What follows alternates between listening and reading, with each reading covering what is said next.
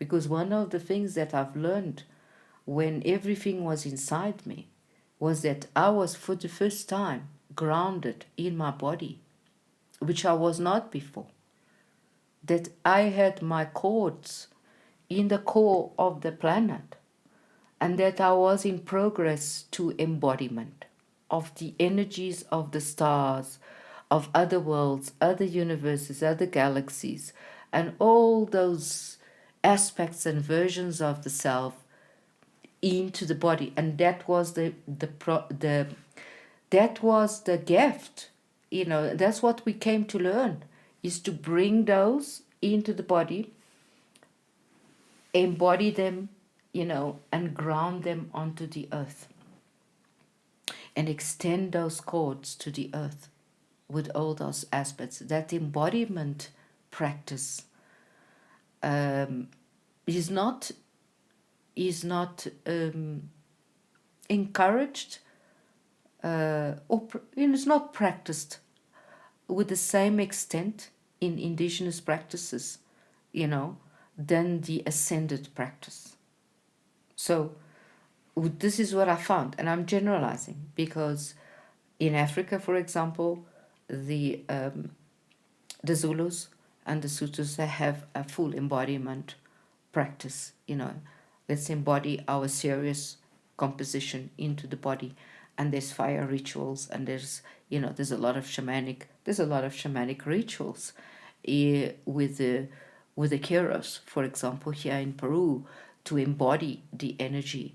But generally, it's the importance has been for everyone that is discovering other worlds and is on the path to awaken, or is already awakened and is on the path to understand how this thing works.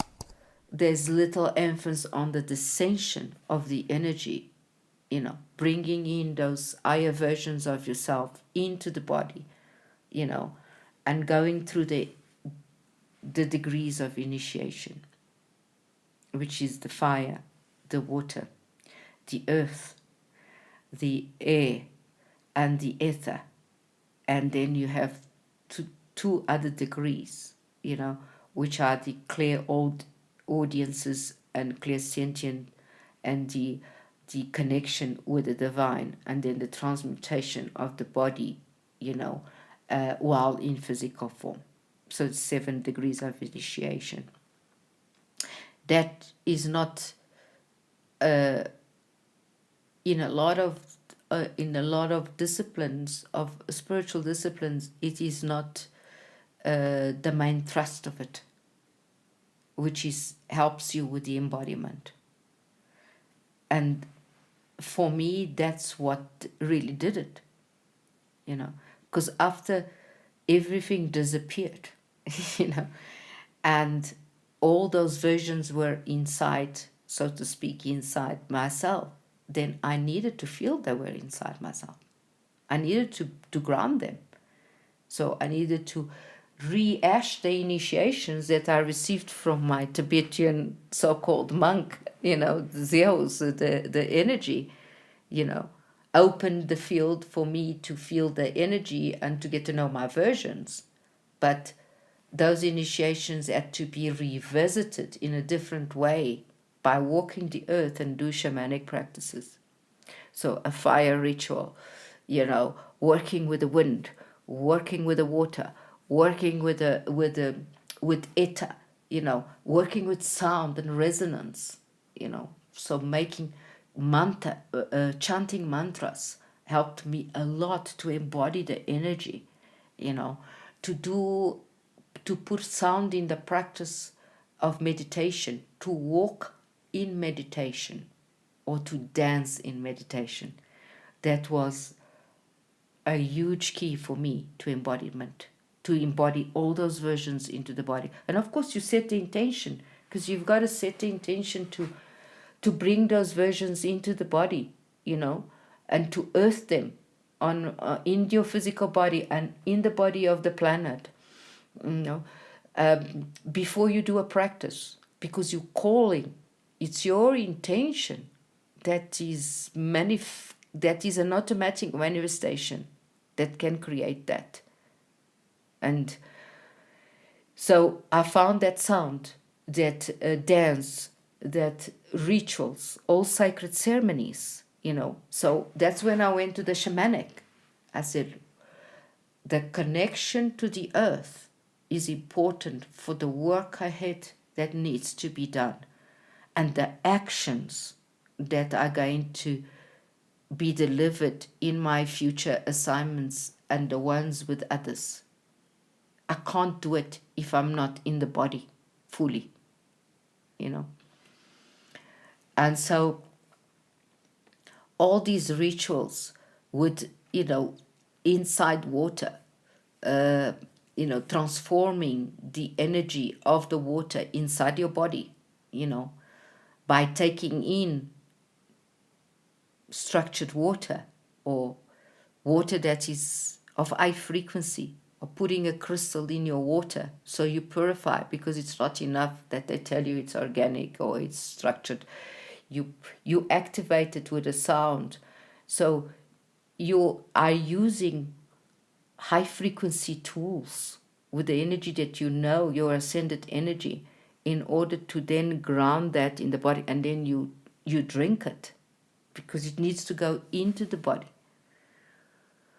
Swimming in water also, and practices in water, just like I went through those baths, A lot of my teachings is to do with that, because it worked to clear, to purify, but also to bring in the energy of the frequency that I was in alignment outside, perceived to be outside, was actually inside the cell structure of the body.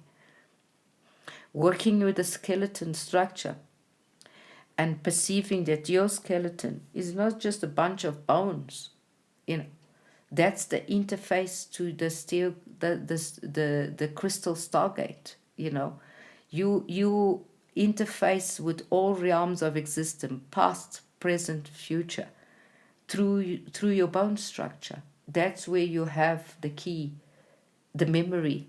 The memory actually is crystallized in the bone structure. That's why, trauma is very difficult to be released from the bone structure. That's the last place that the trauma locates itself. You might have healed, you might have done, all sorts of healings, but if you do not, transform the trauma from the bone structure, you will still have those flashes, and those triggers. The charges will still be there. So you need to clear it from the bone structure, because the bone structure is your interface as a grid of light. So that's so taking care of that consciously. So I am conscious that I'm clearing that, and that now I'm going to do a fire ceremony in order to set my manifestation to do that, because I need to anchor it in the planet. Or I'm going to swim in this water to do that. Or I'm going to put my feet inside the sand, or the whole body inside the sand, in order to ground my energy and the aspects of myself that are in high frequency, and that I understood that they are, but that I am unable to put actions to it. I can talk about it, I can do podcasts, I can share it with the whole world, but I cannot action a project to completion, because I am not grounded, or because it's not your assignment in some cases, but in most cases it's because of the grounding that hasn't taken place. The acceptance that to be here, we need to be with our feet on the ground, that we need to embody and own what we have, And that we, by working with the elements of nature, we have a key. And that was one of the secrets for me, was the discovery that the elements of nature are one of the main keys of embodiment, because it's not about the fire. No, the liver is your fire. Your elements of nature are inside the body. So that's where you start. And again, for me, the guidance when I was going through this process, everything is inside you, was the Tibetan wisdom. Because the Tibetan lineage has a lot of wisdom that that can assist us with the embodiment process of the high frequencies into the body and into this planet. And there's a soul retrieval methodology, for example, that they have, when you give your power away through time, and you fragment yourself, whether you are conscious or unconscious. Everybody has a great deal of fragmentation. And there's sometimes the embodiment or the integration can't take place because of that. So you need to go and collect all your fragments that of either power you've given away, permission slips that you've given, advently because you were not in awareness, or you are not loving to be in this planet. For example, you wanted to go home somewhere else because you were disassociated and disconnected, which is the mass consciousness is the collection of the elements, but it starts inside. So let's start sounding the organs so that they can be in balance with each other. So when you work with the elements, so the fire is your liver, then the water is your water is your kidneys, the air is your lungs, so you're working with the different types of the body, and you are activating a battery of sounds, all right, or mantras. There's Tibetan mantras to activate that, and you do this over a period of 11 days, and some people do it 33 days, every single day. You say these mantras in order to balance everything. So it's a discipline. And I had to go through that discipline. I had to do the embodiment. It clears, purifies, and activates balance. So there's space between the organs. When the organs are all squashed up, there's no space for anything, for new light to come in, new information to come in, to be discerned, to be decoded. Nothing. But once you activate the functionality of the meridians change, and so does the functionality of the organs change, then you have space. You have space within the cell structure also to receive new light and to understand what you're receiving. But you are grounded, because you're doing this grounded in the body. You're doing this with your body first. And then you're working with the elements. You do your fire rituals, your water rituals, you play with the wind,